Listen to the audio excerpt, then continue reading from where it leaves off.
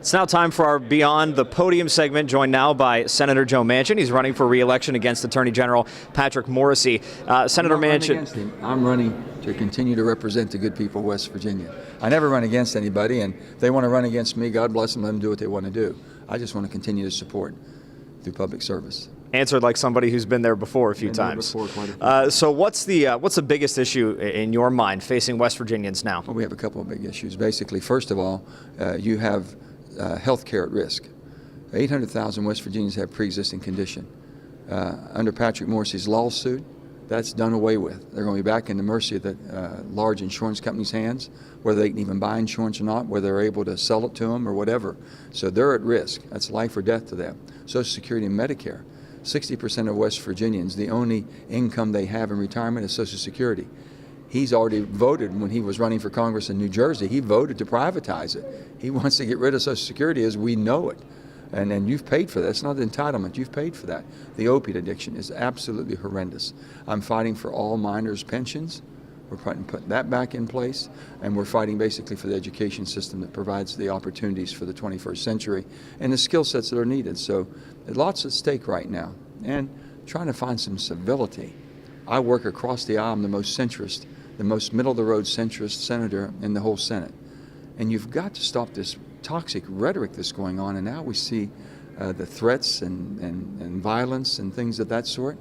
And it starts at the top. All of us in public office, there has to be acceptance and tolerance. You know, we don't have to hate someone because they're on the other side of the party. The only party you should belong to is the American Party. The only branch of that American Party is West Virginia, as far as I'm concerned. We have to work together. You can be a Democrat or Republican and be civil, still like each other, be friends, have differences of opinion, put your thoughts together and work out your problems.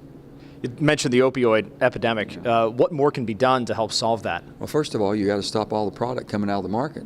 FDA is putting too much products or allowing too much product to come to the market. The DEA is allowing too many pills to come into an area. And on top of that, the doctors have to follow strict guidelines of how they prescribe.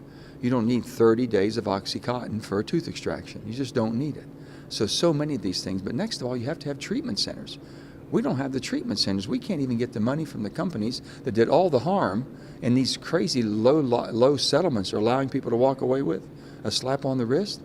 We got a McKesson, a company that makes basically over $500 million a day. That's their sales. $198 billion a year. And they want to let them off with a $35 million fine that did more damage than any of the other products put together could ever do. This is horrible. So you've got to make sure that we have treatment, facilities, education to stop kids from getting addicted. Let's talk about infrastructure. Not only roads, of course, the road bond in the state of West Virginia was passed last year, but things like broadband internet. How do we help the infrastructure get better? We have a rural bill. We finally basically contested the FCC and the maps they've had. They're absolutely erroneous. And you have to have broadband connectivity. So we have $4.5 billion in the next 10 years, which is going to go to connectivity for rural broadband. If you live in rural West Virginia, you probably don't have good cell service or good broadband service. These are things that have to be corrected and fixed. And in terms of health care, you talk a lot about pre-existing conditions. What can be done to help West Virginians be okay with their pre-existing conditions? After 1,800,000 people in our state, 800,000 have been diagnosed.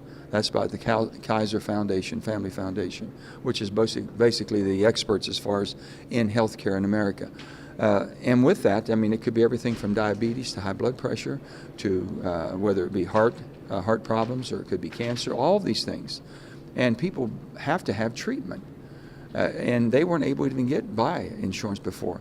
West Virginia, they used to say, I don't want to be a burden to my family. What they're telling you is they can't put their family in a financial strait to where they could be totally bankrupt and just let the good Lord do whatever he's going to do with me. That's a type of an answer you'd get in a third world country, not in America.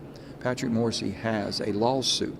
Right now, his lawsuit is going to make it unconstitutional, okay?